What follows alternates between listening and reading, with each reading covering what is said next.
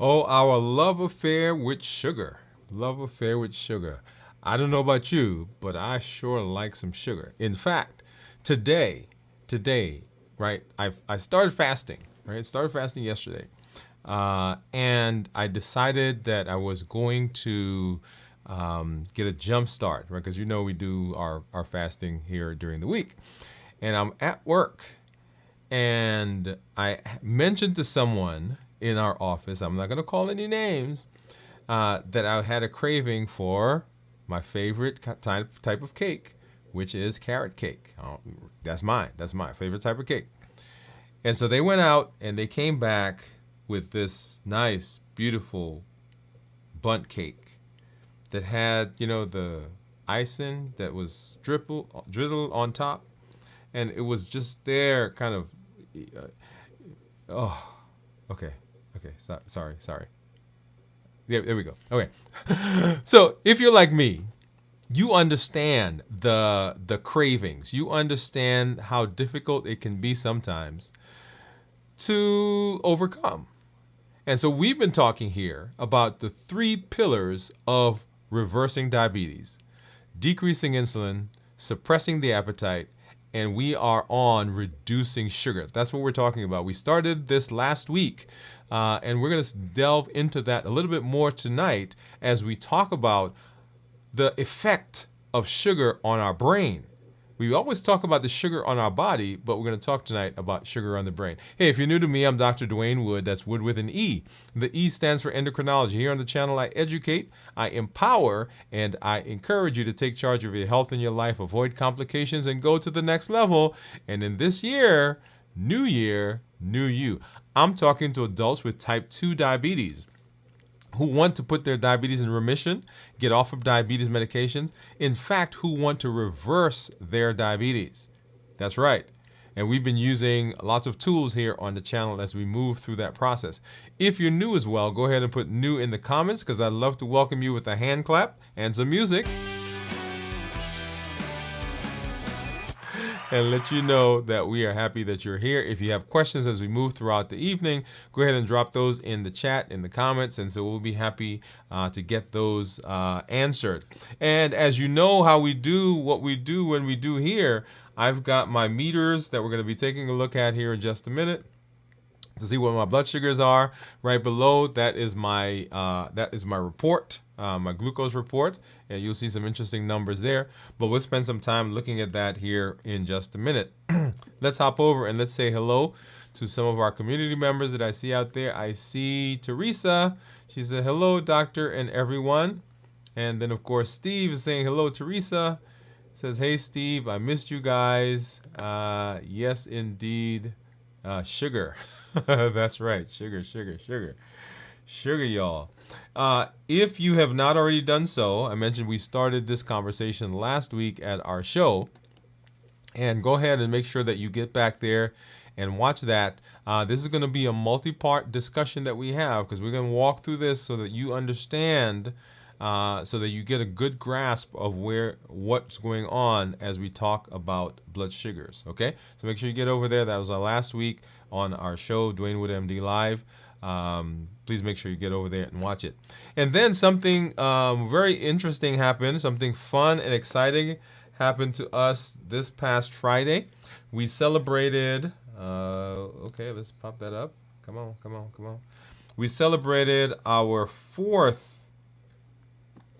We celebrated our fourth anniversary here on the channel. 4 years that we've been doing this now. We've got 383,877 subscribers, 23.2 thousand watch hours, 227.8 thousand views, and 946 videos that we have here on the channel.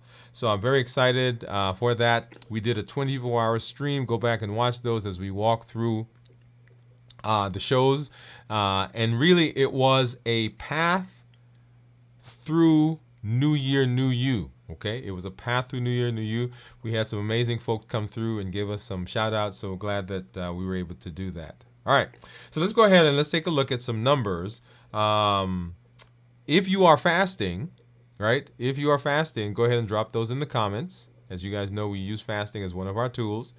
If you've had some successes, right? So if you're fasting, I want you to put that in the comments. Yes, say yes. If you've had some successes, for instance, you've had an A1C that's improved, you have a weight that's gone down, I want you to put the starting A1C and the ending A1C, or the starting weight and the ending weight. If you are off of medications, go ahead and pop those in as well. Say just off medication, okay? You don't even have to put the one. We'll talk more about that. And then as we move into this section, I want to remind you that coming up on Thursday, this Thursday, which is the fourth Thursday of the month, we will be doing our community meetup, right? So remember, we do that on the fourth Thursday of the month. That is Thursday the 22nd of this month. That's coming up this week. And if you have the link, it's the same link that we've been using, in the past. Go ahead and make sure that you hop over there, and want to make sure that you are a part of that conversation. Okay. All right. And then, oh, good. I see another community member. Let me hop over and say hello really quickly. So Pamela is saying hello to everybody. Hey, Pamela, glad that you are here. And Pamela says, I am fasting. Right, I am fasting. And let's see.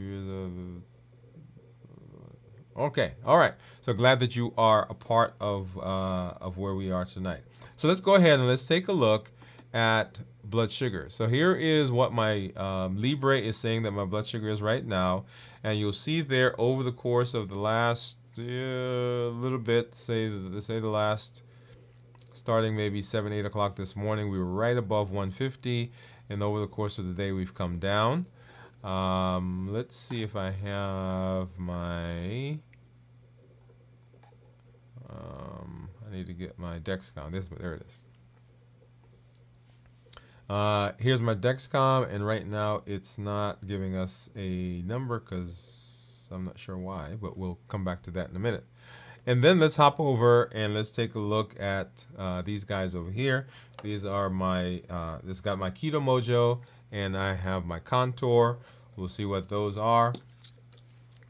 And over the course of the last several days, and you guys will see this as we do our check-in later this week, I've got some stories to tell you all. Yep. So anyway, so I've got my Contour meter, and my Keto Mojo, of course, is going to give me a blood sugar and is going to give me ketones. So we'll start with the ketones. Get that there. And I'm going to grab one of these spring-loaded. Let's get the rest off the screen. Take the top off. And let's pop over to this view so that you can see me do this. All right, hopefully I got a good drop of blood. Let's see, and I think that, yeah, I think that does it. So let's get that over here on the Keto Mojo, and then on the Contour.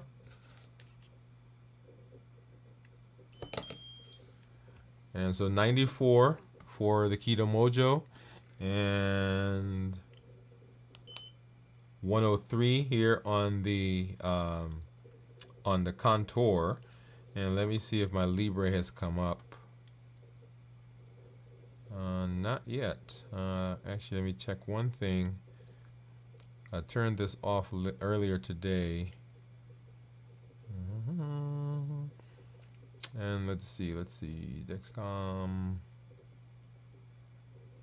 No, it should be there. Okay, so we'll give it a couple minutes and see if it does come up. If not, we'll kind of move on. All right, but right now you'll see there on the screen 94 for my Keto Mojo and 103 for the Contour. And let's go ahead and look at ketones. So what do you think my ketones are going to be? So I started fasting yesterday or last night, right around 7 or 8 o'clock.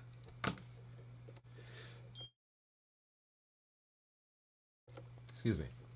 All right, so let's go ahead and see what that is. I don't think I got a good drop of blood. Okay, we're gonna have to do that again. All right, need to grab another ketone strip.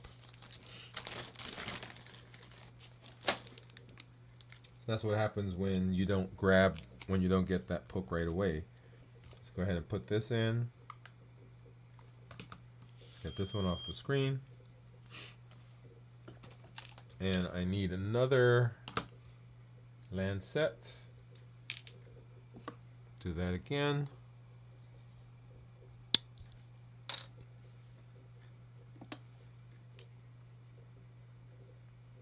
And I think we'll have enough here.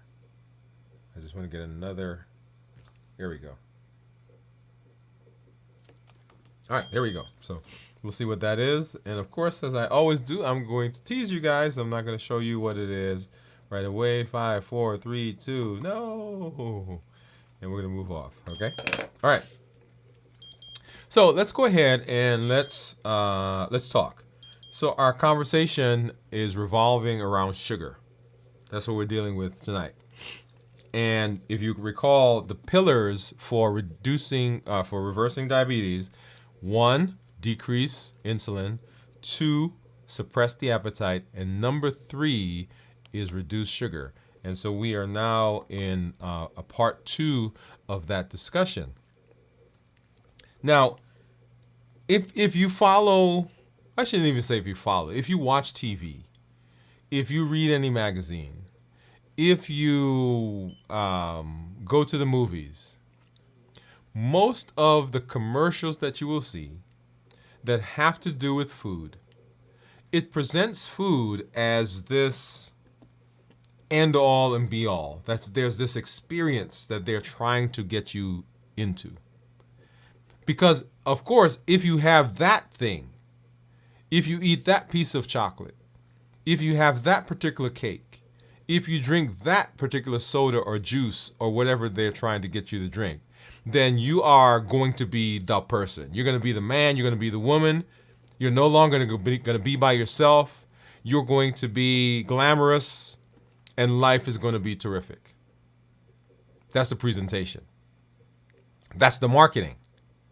That's the appeal to get you to look at, to go out and buy, and to go out and eat certain things. Now, that's the marketing. Marketing, though, can't make you do anything. It can significantly influence you to do things, right? So you see it on the shelf. Or it's sitting on the desk. Remember that HEAT model: habits, emotions, access, and taste? But marketing can't make you do anything. So the question then becomes, if marketing can't make me do anything, then why do I then have that craving? Why do I have that desire when that thing shows up? And so our conversation tonight is reducing sugar, part 2. But if I really wanted to really delve in, I would call it something else. And it would be not reducing sugar, not a pillar, right? I would say the powerful influence of sugar on the brain.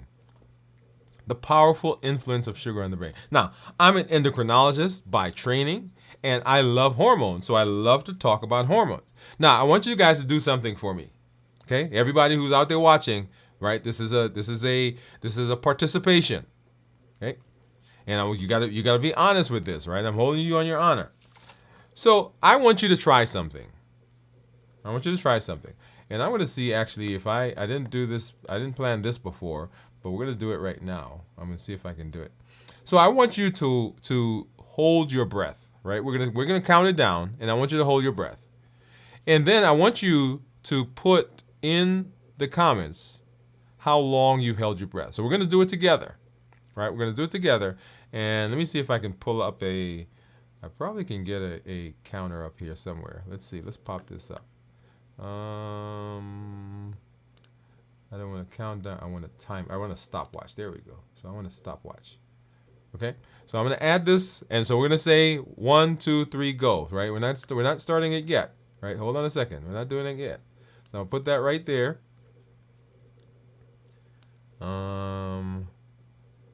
Because I want this to do this together. And let me go ahead and put a background. We'll put a color background. There we go. That looks a little better, right? Okay, so I'll put it right there. And so we're going to start it over. And so here we go. So I want you to do this. We're going to start over. And we're going to take some big deep breaths. In and out. In and out. And 1, 2, 3, go.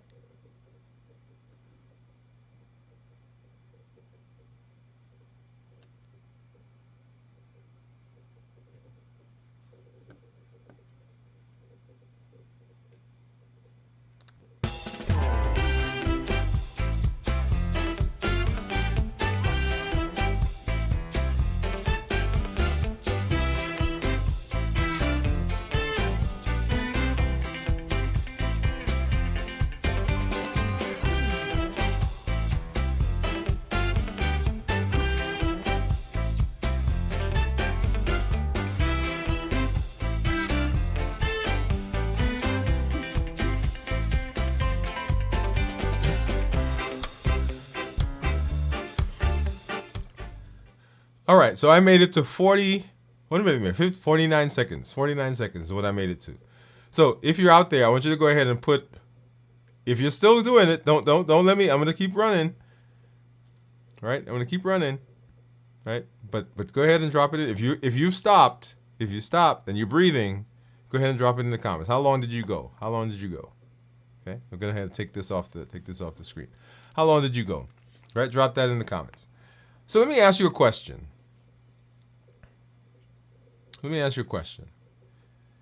Did you want to go through the exercise with us? How about if I said to you, I would give you $1,000 if you can hold your breath for 5 minutes? How about $1 million if you can hold your breath for 5 minutes? Do you think you could do it? And the answer I'm going to answer for you is the answer is absolutely not. Because your body is going to force you to breathe because it needs air to breathe. It is a physiologic impossibility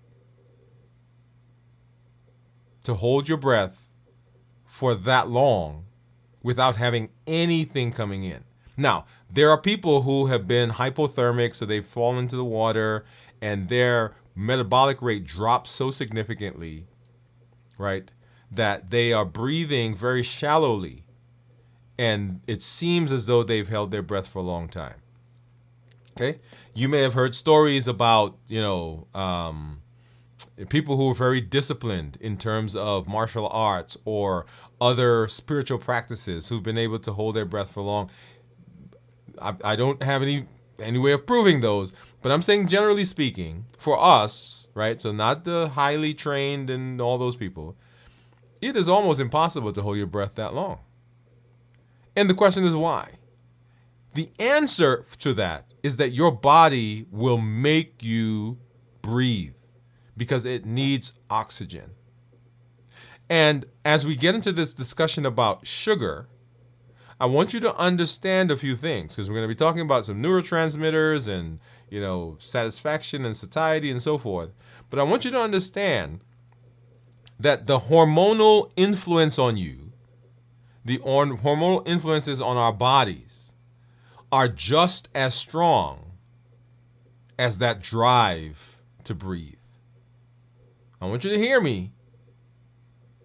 The drive that the hormones will cause in our bodies, in our mind, is just as strong as what you just felt as you tried holding your breath. So one of the conversations I have with people often is this idea that if someone was strong enough, they would be able to not eat the chocolate. If they had enough internal fortitude, they would be able to not eat the pie. And what I point out to people often is it's not as simple as that. Yes, many of the things that we deal with in terms of metabolism has to do with choices that we're making. For instance, you chose to breathe, right? But the drive to breathe was so strong that you could not overcome it. And so when we talk about sugar and its effect on our bodies and our brains, we're fighting hormones that are forcing us to do a particular thing. Okay? Does that make sense? All right, so we're talking about the powerful influence, y'all, of hormones on the brain. And when we talk about talk about that, I almost want to say that, this is the sexiness of food, right? So when we're looking at those pictures, and when I say sexiness, I'm not necessarily talking about intimacy. I'm talking about the, when it's Valentine's Day coming up, right?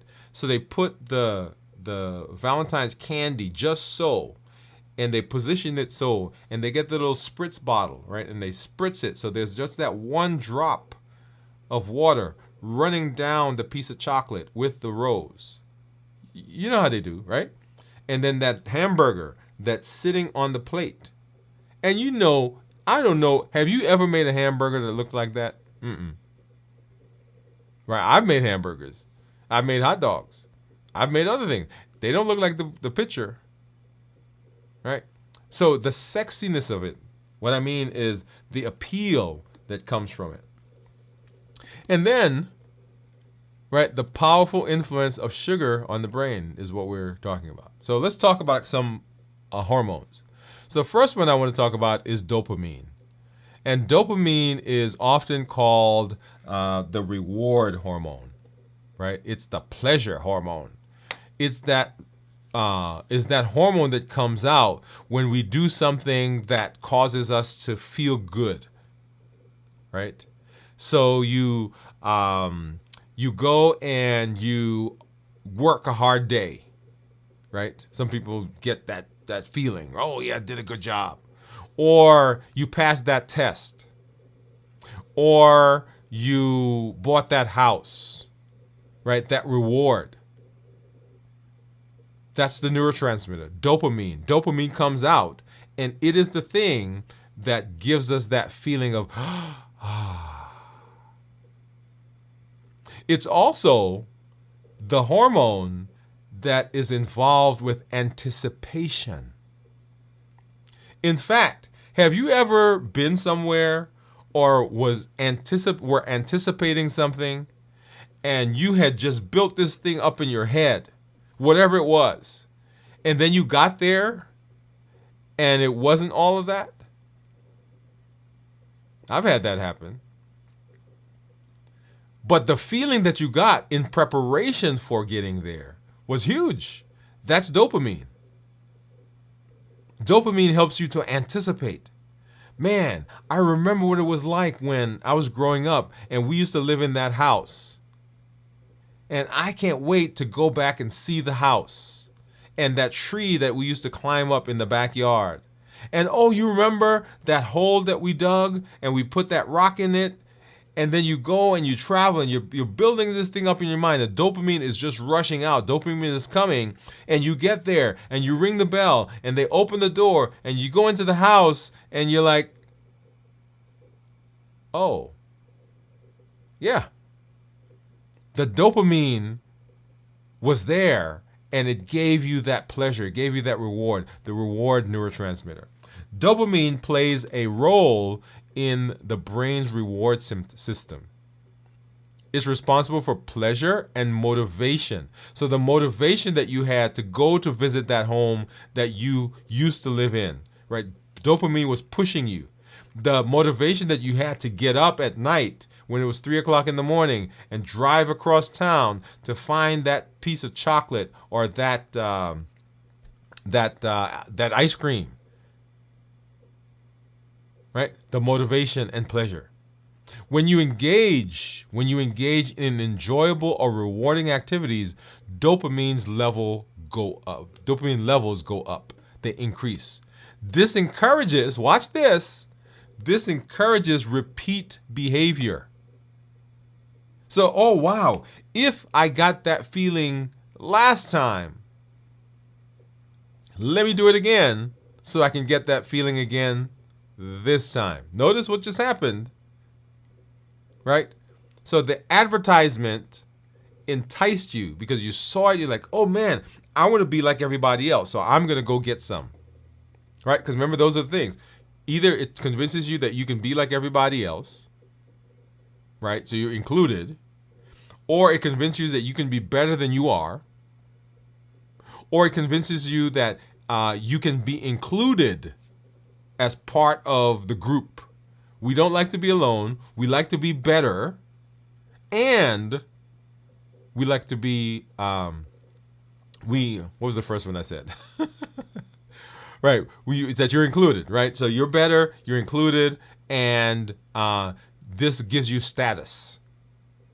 So the advertisement did that, but then now you went and you ate the thing, or you participated, and the brain says, "Oh, that feels good." Because when sugar itself, when sugar is eaten, when sugar is consumed, it stimulates the release of dopamine. And we automatically set up that system. Okay? So dopamine. So dopamine is the first one we want to talk about. The next one is serotonin. Serotonin. And serotonin is the mood stabilizer. It's the mood stabilizing neurotransmitter. It helps to regulate mood, anxiety, happiness. So a lot of the medications that we use in medicine, within the medical field, that deal with depression and anxiety, they regulate serotonin. They don't regulate dopamine, right? Because that's the feel good, that's the pleasure thing. What they regulate is they regulate serotonin. They help the serotonin to be stabilized in the body. And so when serotonin is stabilized, then it stabilizes you. Okay? It also plays a role in regulating sleep, appetite, digestion, right? So all those functions. That's one of the reasons why, right? So when I was in school, one of my professors talked about cerebral gratification, right? That's why sometimes people get focused on bodily functions. If they're not working right, then things are wrong, right? So serotonin is involved in there. So balanced serotonin levels contribute to feelings of wellness, feelings of well-being, and emotional stability. So dopamine, the feel-good, and serotonin, the stabilizer. Right? Two very, very important hormones.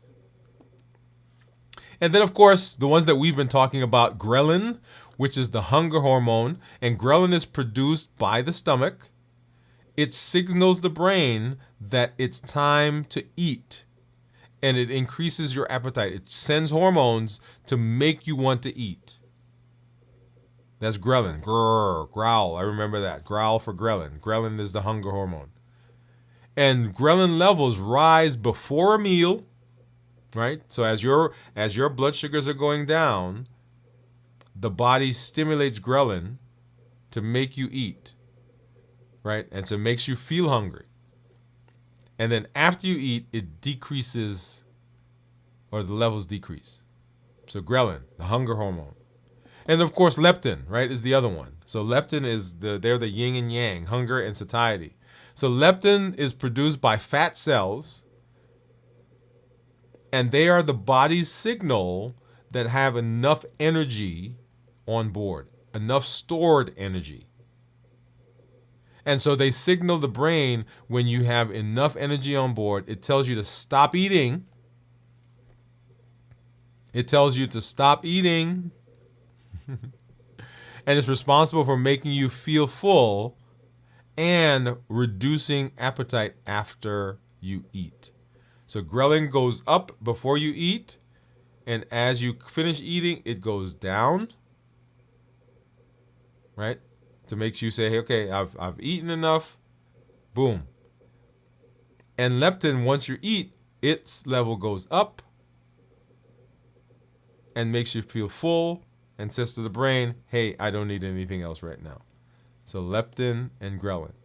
And then, of course, our favorite hormone, which we've talked about at length, is our insulin. So insulin is produced by the pancreatic beta cells, and it helps to regulate blood sugar. When your blood glucose levels go up, then the pancreas produces insulin, and the job of the insulin at that point is to decrease your sugar. And it does this by facilitating the uptake that is taking in of glucose into the cells. So the cells need energy, and insulin is the guy that brings it in.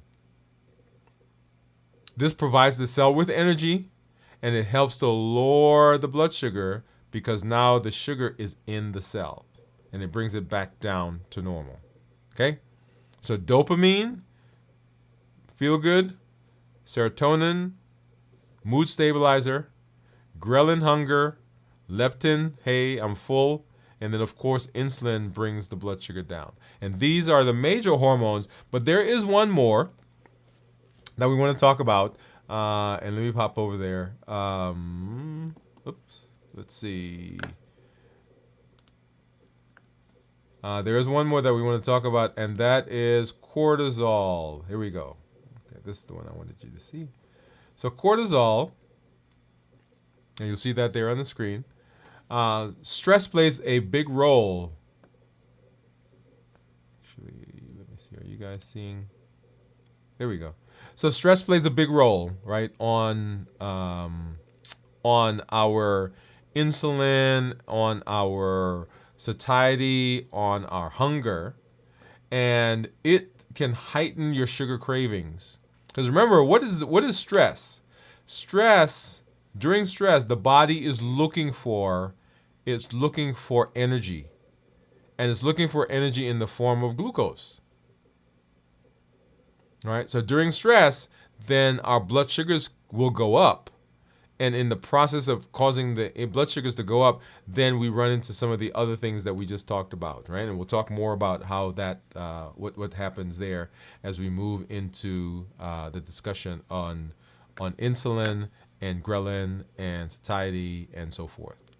All right, I hope that makes sense. All right, so what is the impact on mental and emotional well-being, right? So I have a little chart here that I created. So let's go ahead and let's hop over to that. And it really is walking through the effects of sugar on the brain. The effects of sugar on the brain. So you eat some food, and the food causes the release of dopamine. And when I say food, we're talking sugar here, right? So whenever I say you eat, right now we're talking about sugar. So we're not talking about protein or fat. We're talking about sugar. So you eat food, and that food, if it's highly processed, high sugar, then it triggers the release of dopamine. And when you get the trigger release of dopamine, then you feel satisfied. Remember, dopamine is the pleasure, the satisfaction, the anticipation hormone. So sugar goes to the brain. It releases causes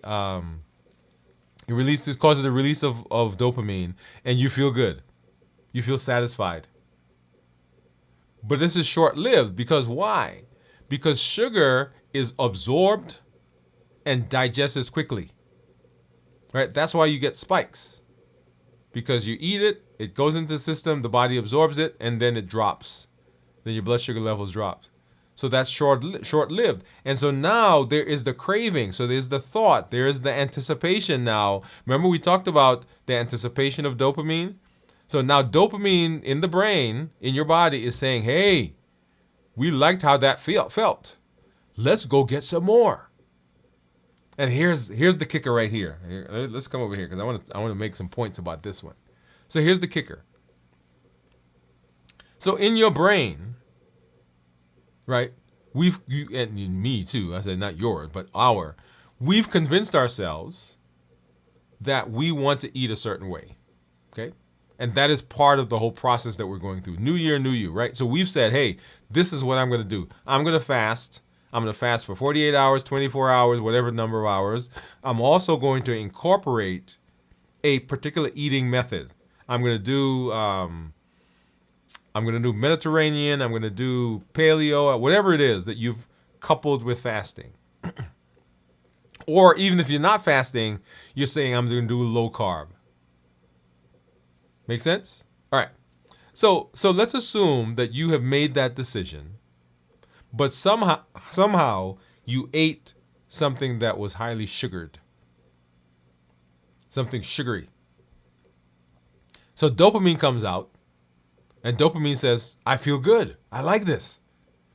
But because it was highly processed, because you had all that sugar, then the sugar goes down, the blood sugar drops, and your brain starts to say, hey, we like how that felt. We like how that made us feel. And because dopamine is the anticipation hormone, you start to anticipate now what it would be like to eat that thing again. Right? So the craving begins. And you're resisting it. You say, I'm not going to do that. I've made a decision. I'm in New Year, New You.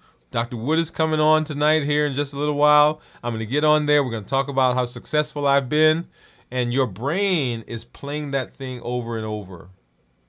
Man, I like how, and I'm going to just use me for an example, right? So I'm not going to trigger any of you.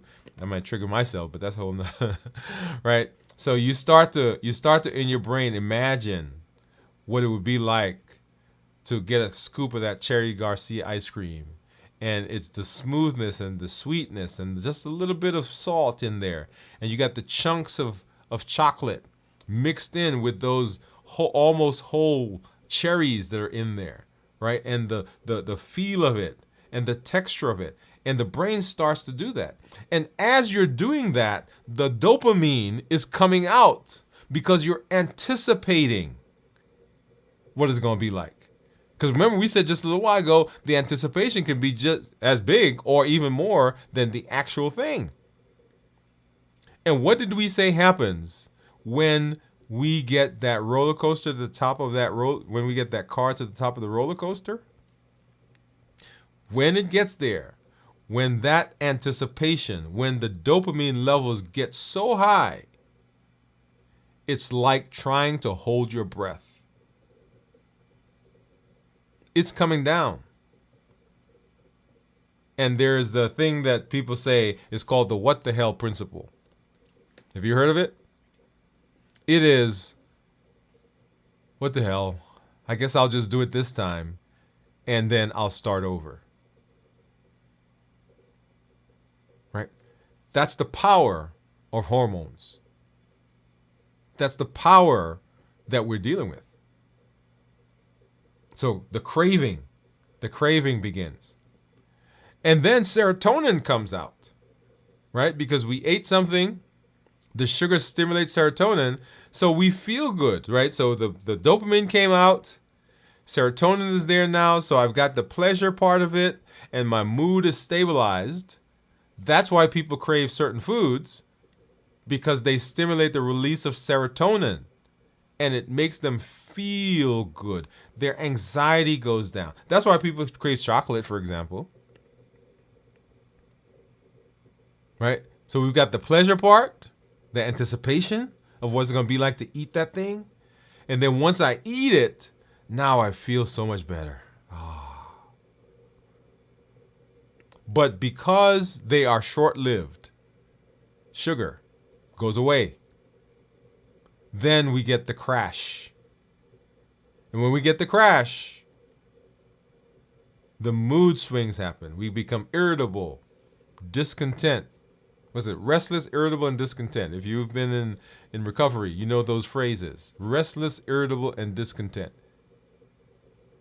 That's when people know. Those are the things that signal that something is happening.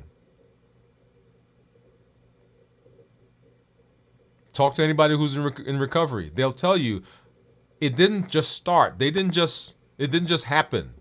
Whatever they're recovering from. When they have that setback, it didn't just happen. They felt restless.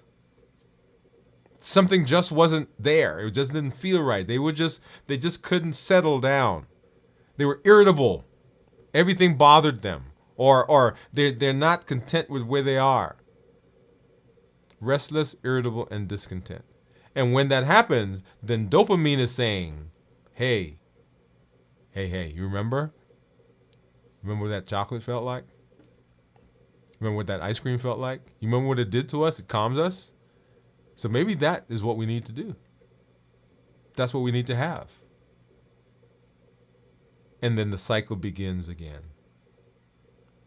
So food, followed by dopamine. The food, the highly processed, the sugar gets dropped. Before that, though, the serotonin comes out. So we got dopamine and serotonin working there together. And then when the sugar goes away, then those levels begin dropping. And the brain begins playing that. It's like a recording of what it felt like, what it tastes like.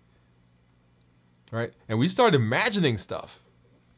Right? Like I remember growing up and thinking about certain things. And they say the further you get away from an event, the better the event looked.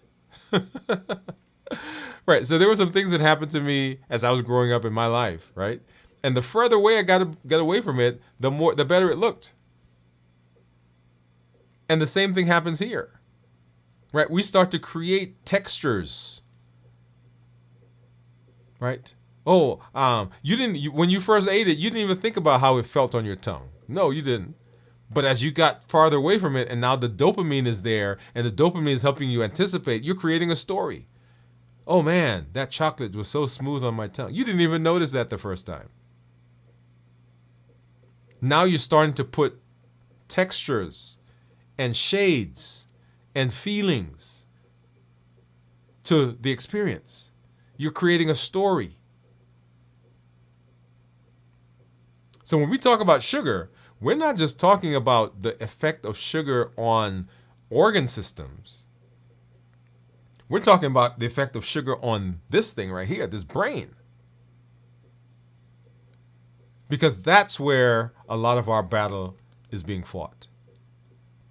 It is not, and I'm going to say it to you, and say it to everybody out there, it is not taking away a person's ice cream or cookies or candy. It is not if they were strong enough, then they would be able to do it.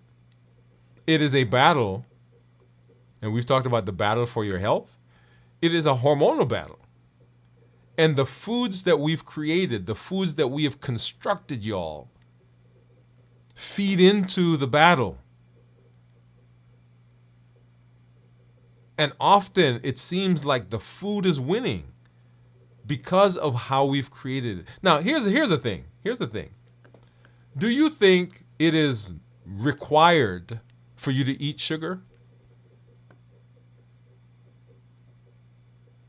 I'm going to pause there for a minute. Do you think eating sugar is required? And the answer is no. Like, we could all survive without eating sugar. Now, making a distinction here between sugar and carbohydrates, right? So the foods that we eat, when you go out in nature and you pick something, you pick a fruit, the fruit has natural sugars in it.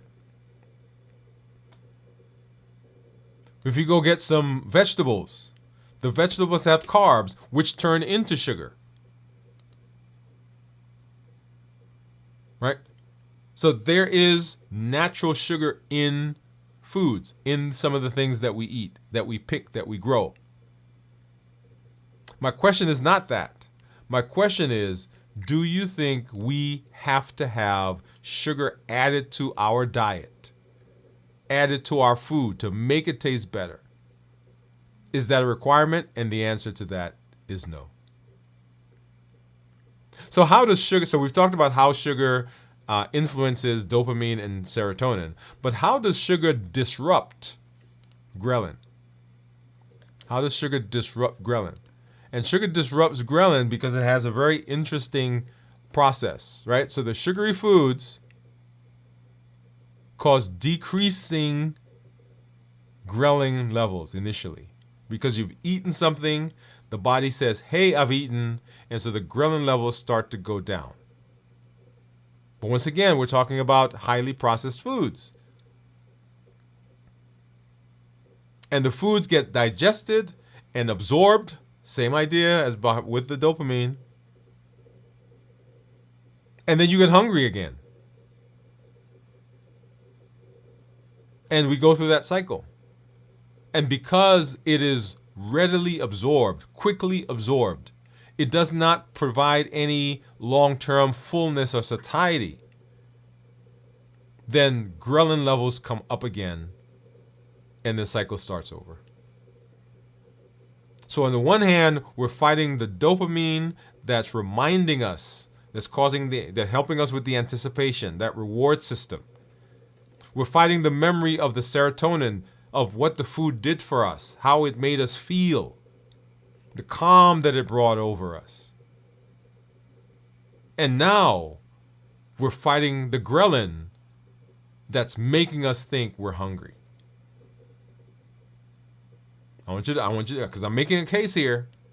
I'm making a case. And then how does sugar affect our leptin? Remember, leptin is the satiety hormone. Leptin says, hey, stop eating.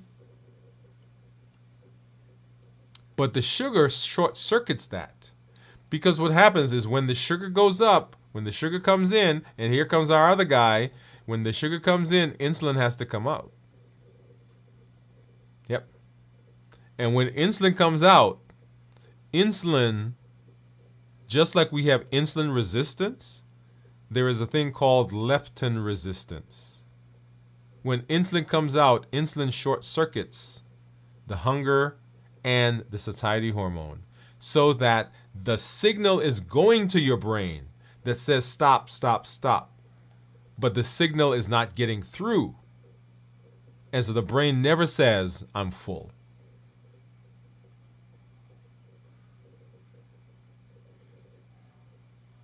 And that's the danger. That is what I guess I say that's what we're fighting. Right? I was trying to find a different word, but no, that's what we're fighting. And so when we're talking about reducing sugar as one of the pillars, I want you to understand the reason why it is so difficult. We talked last week about the sugars and what they are and how the body uses them and the different types, the monosaccharides, polysaccharides, right, disaccharides, sucrose, glucose, and so forth. Now, I want you to understand where sugar, the part that sugar plays in our bodies and the part that sugar plays in our mind.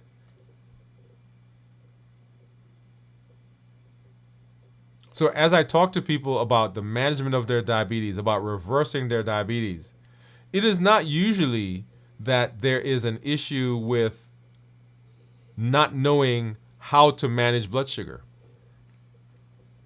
As a matter of fact, people walk into my office and I'll say to them, why are you here? What brings you to see me? What can I help you with? And they'll say, I'm not sure. I said, what do you mean? They said, well, I know what to do. I know I've got to stop eating the carbs. I got to stop eating the cookies and candies and cakes. I got to stop drinking the juice and drinking the sodas. And they'll go through a litany of things. And I'll say to them, okay, well, you know how to do that. What can I do for you? Because I can't help you not eat those things. I can't help you not drink soda. So what can I do for you? And they'll say to me, I'm not sure. And this is what I say to them. And this is what I'm saying to you. We often don't succeed because we don't have structure. Not because we don't know what to do, but we don't have a structure within which to use the knowledge that we have. And so what I provide to my patients, what I provide to my clients, what I'm providing to you guys is a structure to hang all of those things on. Because if you have structure, there's no need anymore to wonder and to imagine how it would be. You follow the structure. You follow the plan. New year, new you. It's kind of like saving. If it's left up to some of us, and I'm putting myself in there, right? Because my wife and I, she's the saver. And I'm excited that she is the saver. Because if left up to me, we wouldn't have anything. Right? But often, when we're trying to save, we leave it up to us. Hey, I am going to go to the bank and I'm going to take out a certain amount of money and I'm going to put it in this other account. Notice what has to happen. I have to do it. I have to go get it, take it out, put it in the other account. That doesn't happen. But if there's a structure where when that money hits the account, it automatically gets taken out and goes into the other account, I never see it. Savings work better. Not because I didn't know what to do, but because now there is a place, there's a structure that automatically does it for me. And so as we're talking about this process, reducing sugar, remember that roller coaster? Right? So once we get up here, you can't do anything. And so the goal is, how do we manage that on this side of that hill? And just like trying to hold your breath, when you're fighting the hormones, it is a very difficult process. And so for many of us, we get frustrated because those people around us tell us that if we were strong enough, if we were spiritual enough, if we believed enough, then we could do it. And I'm here to convince you that while there is personal accountability, there is personal decision, it's not as simple as that, because we're fighting, just as you saw, we're fighting a slew of hormones whose job it is normally is to regulate us. But because of the environment that we've created, the foods that we've created, the tastes that we've created, they dysregulate our hormonal system. And so it is almost, I'll say almost, impossible to resist.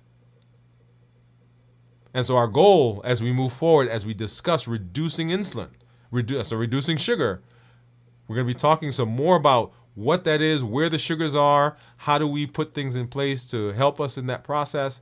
This is one of my favorite discussions, because it is the place where a lot of people, and myself included, find that we have difficulty. My favorite thing I just mentioned to you is my favorite cake is chocolate cake. I mean, not chocolate, but I'm thinking about all kinds of cakes now. My favorite cake is carrot cake.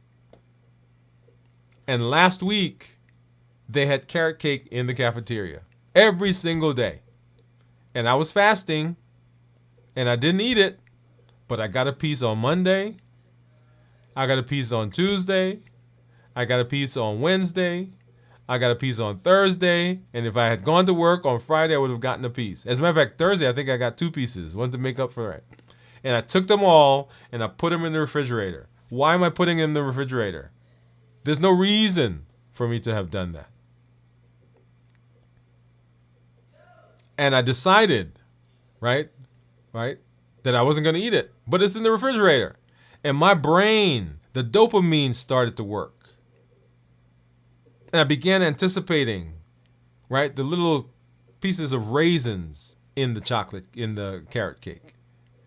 And the little pieces of pineapple that they put in theirs.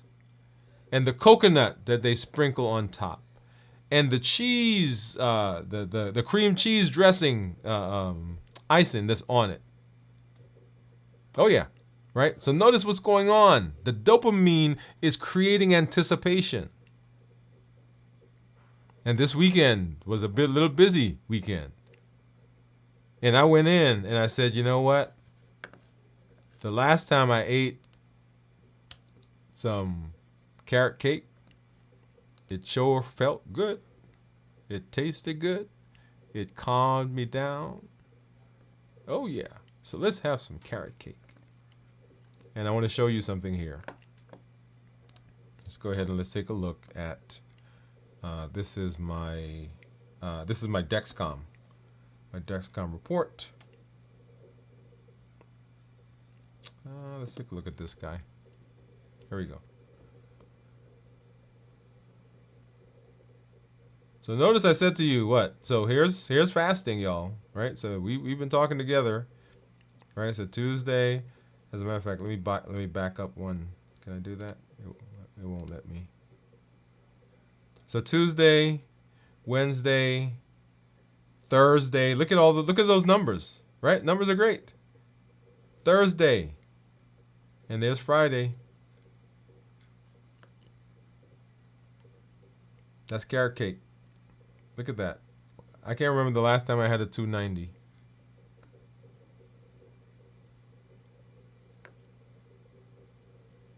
Look at that one.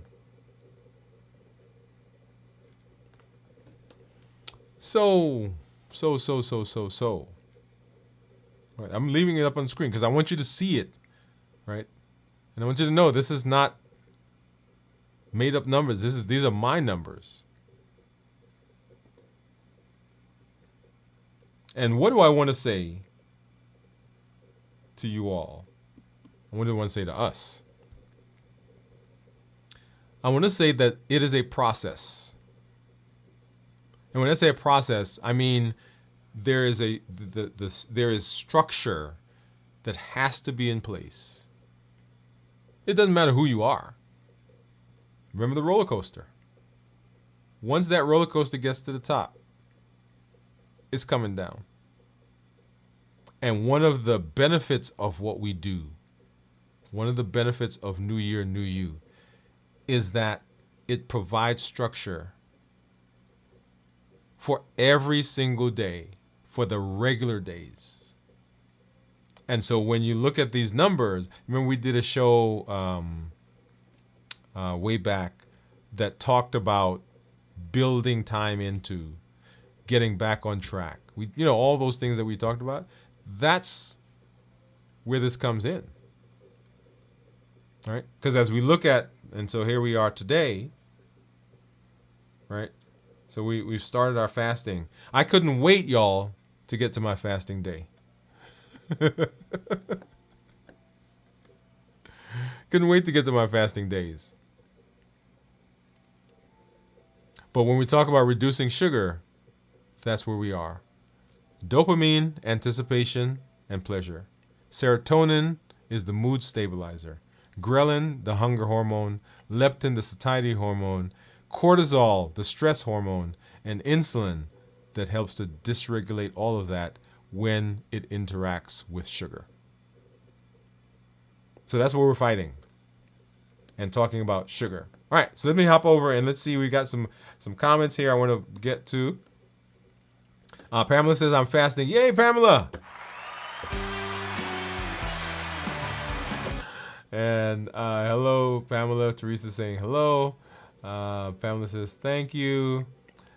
Teresa says she's fasting tomorrow. I have lost weight, 168 pounds down to 160. What? Teresa! Congratulations. She says, why when testing for blood sugar after sticking, we squeeze blood for the second time and test that blood? Huh. Teresa, give me a little bit more there. I think I understand what you're saying. Are you saying that when, let me come up with this one. Like when I prick my finger, I squeeze, and then I come over here and I squeeze again? I think that's what you're asking. Verify that. But if that is your question, I squeeze simply because I need more blood. Right. So I'm looking for more blood because usually when I squeeze, I need 3 drops. I need 1 for the Keto Mojo, 1 for the Contour, and then I need a second one for the Keto Mojo to bring to get my ketones. Steve says I'm 2 hours into a 24-hour fast. I was able to complete a 36 fast last week, still maintaining my goal weight of 175 to 185. Yeah, Steve. Yes. All right, so let's see. We got some breath holders here. So Teresa says she held for 42 seconds. Steve said 52 seconds. Pamela says 25 seconds. Yeah. And then Grace said, hello, Doc. Hello again. Hey, Grace, how are you? That's one of our team members. Thank you for stopping through. And then Teresa, are you laughing at me? Are you laughing at my carrot cake story? Awesome. Well, y'all, it is always a pleasure being here with you, right? Always a pleasure being here with you. And in this space, remember, we empower, we encourage, and we empower, we educate, we empower, and we encourage. We educate, we empower, and we encourage. And we educate, empower, and encourage because that is what is needed for success. The triple E formula for success. That's what it takes. It takes education, understanding. It takes empowerment, tools to help you move into that space. And it takes encouragement, and that is the community that we are building. I want to thank you guys for being with me tonight. We'll do more check-ins as we get into the rest of the week, so come on back. And I did not get any carrot cake. I still have the bundt cake that's in my refrigerator at work. I should have given it back. I didn't. And my brain is playing some tricks on me right now. But that's okay. We're going to deal with it. Okay? So come on back and we will do our check-in later this week. We've got our community meetup on Thursday. We will we'll do, come on through, hang out with us. I have fun with that. There's some things that I want to try that we'll talk about a little bit during this community meetup on some things I want to do in the future.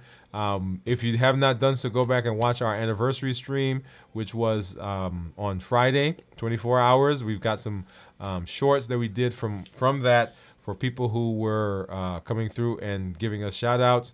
And then we will do our This Week in Review on Sunday starting at 6 o'clock. Oh, one thing that I do want to do is, and you guys didn't remind me, I do want to pop back over and let's take a look at what my ketones are, because I want us to, this is going to be my baseline for this week. And we're right now about 24 hours in our fasting. So let me hop back over there, and so I'm going to turn this on. And let's go ahead and get that synced. And remember, my blood sugar, I think, was 95. Yeah.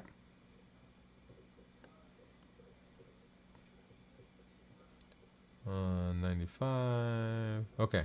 And so 94. And so the blood sugar is 94 and the ketones are low. Okay, so that's where we're starting. And remember, ketones of, and that's right here at the end. So ketones that are less than 0.5 are considered normal. Ketones that are 0.5 to 1.5 are considered nutritional ketosis. And above 1.5 is considered therapeutic ketosis. And then Teresa is asking for the link. So let me hop over and let's grab that really quickly. We'll put it into our comments here, so you guys can hop over and register and make sure that you are a part of that. We will do, like I said, this right here is a, okay, here we are. So we are in the process of discussing the pillars, right? So remember, we're talking about the pillars, and the pillars are 3. They are decrease insulin, suppress appetite, and then reduce sugar. Reduce sugar. And that's where we are. So we're having a conversation here right now about that. All right, so here's the link coming through. All right, please make sure that you get over there and then register for that. That will be Thursday, this coming Thursday, the 22nd at 7 p.m. Our regular showtime, but we'll be on Thursday for our community meetup. Awesome. All right. Well, as always, I am happy to be here with you. Glad to be here with you. Thank you for being this amazing community. Thank you for coming through. Make sure that you are in the space. Remember our call to action. Our call to action is to join the challenges. Every month we have one. Make sure that you're doing that you're not just listening to the shows, but that you are using the tools that we're doing or using to put yourself in a pace to be successful. Right? Our challenge for this month is to pick a week. Right? So we're almost halfway, well, a little more halfway. So pick a week, and during that week, no added sugar in your food. So that means that you can't have a soda, right? Cookies, candies, right? No added sugar. You can eat things that come with sugar. You can eat fruits, right? You can eat vegetables, but no added sugar, right? So that's it for 1 week, for 7 days, okay? That's the challenge for this month. Share your story when you come on, just like people have been sharing their weight, their A1Cs, their blood sugar, their fasting. Share that with us so that we can rally around you. When we see you do it, we know that we can do it as well. When you have places where you're struggling, where you're having challenges, where you're having humps and bumps, we can come around you and be the community that you need, and we get to know that we're not by ourselves. And then invite someone. Invite someone to this space. There are over 1 billion people on the planet right now that have diabetes or pre-diabetes. You can be a voice of change in your community, in your circle, in your family, on your job, at your church, somewhere. Invite someone, send them a link, say, hey, let's go watch this together. Let's walk through the process. That's why we did on the anniversary, we walked through the New You process. Right? That's a good series to have people watch through. And then remember our HEAT model, the things that push us in a direction, right? Just like that roller coaster. Habits, emotions, access, and taste. Habits, emotions, access, and taste. So make sure you get there and make sure you watch those and be a part of that community. Be a part of this community. I shouldn't say that community. And then let's see. Yoser404 says, how do you suppress appetite? Yoser, good question. Now we did, and not to put you off, but we did two of our episodes were on suppressing the appetite. Please go out and please watch those. It's very comprehensive there. Drop me a line if you've watched those and you still have questions, and we can deal with those. Let's see, pillar number 2. Let me see if I can pull up. And we have that as part of our playlist on the channel. All of those shows are there, by the way. Let's see, playlist. And it is called How to Reverse Your Diabetes, right? So how to reverse your diabetes. Now, Yoser, I am saying how to reverse your diabetes. You may be diabetic, but you may not be diabetic. And that's okay, because everything that we're doing in this space is also working for all metabolic diseases. So just because you don't have diabetes doesn't mean that you can't use what we're discussing. And here is, let me pop over. So here is our playlist, and you'll see there the second pillar. So we got the first pillar, reversing diabetes. The second pillar, suppressing the appetite. We did 2 episodes on that. So make sure you get out there and you watch those. And of course, last week we did the third pillar, and then this week we're doing a second episode of the third pillar. Okay? All right. As always, thank you for being with me. Thank you for hanging out with me. As I say, this is Dr. Dwain Woode. That's Wood with an E. The E stands for endocrinology. Here on the channel, I educate, I empower, and I encourage you to take charge of your health and your life, avoid complications, and go to the next level. And in this year, new you. Good night, everybody. We'll see you And our check-in later this week. We'll see you at our community meetup, and then on Sunday for This Week in Review. Good night. Have a great one.